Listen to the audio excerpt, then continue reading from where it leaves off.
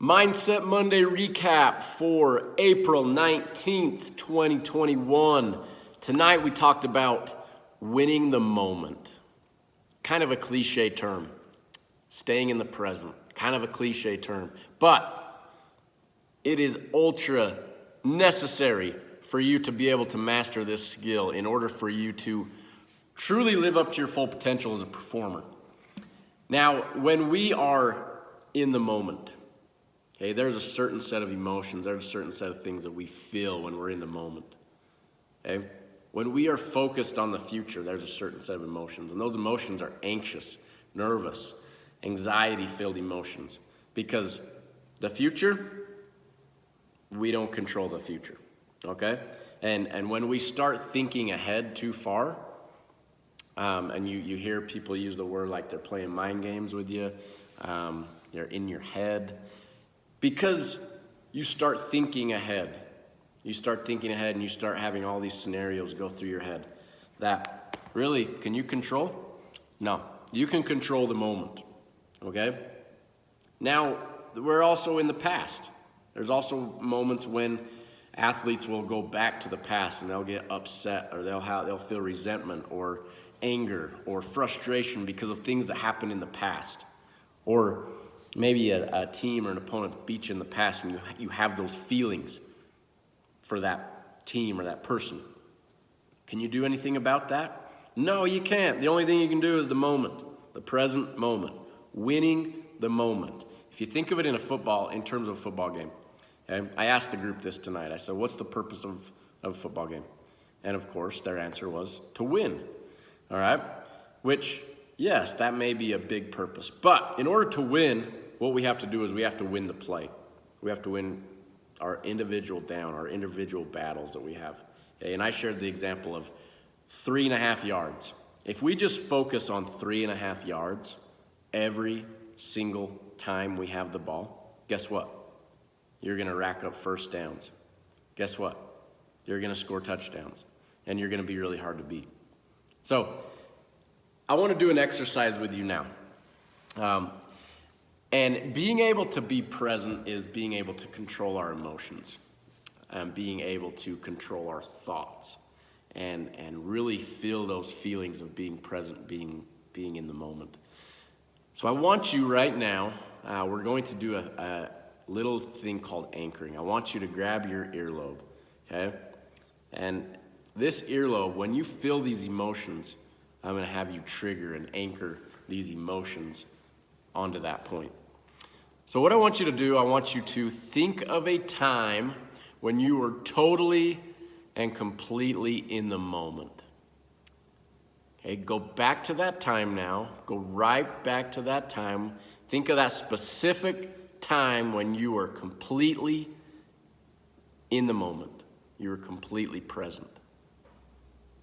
Okay, as you have that moment in your head, you have that experience in your head, I want you to go right back to that moment. Go back in time to that moment. Okay? Float down into your body. See what you saw, hear what you heard, and truly feel the feelings, again, of being completely in the moment. All right? When you feel that feeling, grab that. Trigger that. Anchor that for 5 seconds. Okay? Emotions are stored. So think of it this way.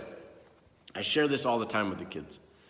When we have things that come in, whether through our eyes, through our ears, we experience emotions. Our brain stores those emotions. Okay? Our brain does 3 things. It either deletes it, it distorts it, or it generalizes it. And it stores it like a filing cabinet. Okay? Those emotions we can call upon again. Okay? Now, oftentimes what happens is we call upon the negative emotions of anger, resentment, nervousness. We pull up the filing cabinet and we pluck that one out. But why not do it for confidence? Why not do it for being in the moment? Why not doing it for being completely and totally powerful? Okay? We can do those things. All right? And that's what you just did, was you anchored that moment. You went back to that time when you felt totally and completely in the moment. You felt totally and completely present. And you felt that feeling, and you saw those things that you witnessed. You felt those things again. It feels good, doesn't it? And you anchor that point. And that anchor, that emotion is anchored. You can recall those emotions. Okay, the next time that you're struggling to be in the moment, you can do that exact same thing. You can go back to that time. Float down into your body, see what you saw, hear what you heard, and truly feel the emotions and the feelings that go with being in the moment. We can do the same thing for confidence. Okay, I want you to think of a time when you were totally confident. Totally confident. Think of the specific time that you were totally confident. Go right back to that time now. Float down into your body, see what you saw, hear what you heard, and truly feel the emotions of being totally confident. For me, it's when I hit my first 400-pound deadlift. I remember that feeling, standing there with that weight. That was a big accomplishment for me. Hey? I triggered that emotion. When I hit that, boom, I triggered that emotion. I anchored it deep. So now I can recall on that. Now every time that I anchor that emotion and I think of that emotion, I go back to that time and I feel those feelings again. And I can recall those feelings and I can get those feelings going again to utilize in the moment. And that's what it's all about. We want to be in the moment. We want to be present.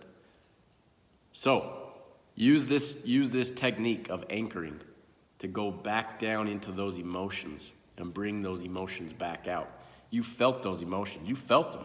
If you felt them and you've experienced them, you can recall them and you can use them. Stronger every day.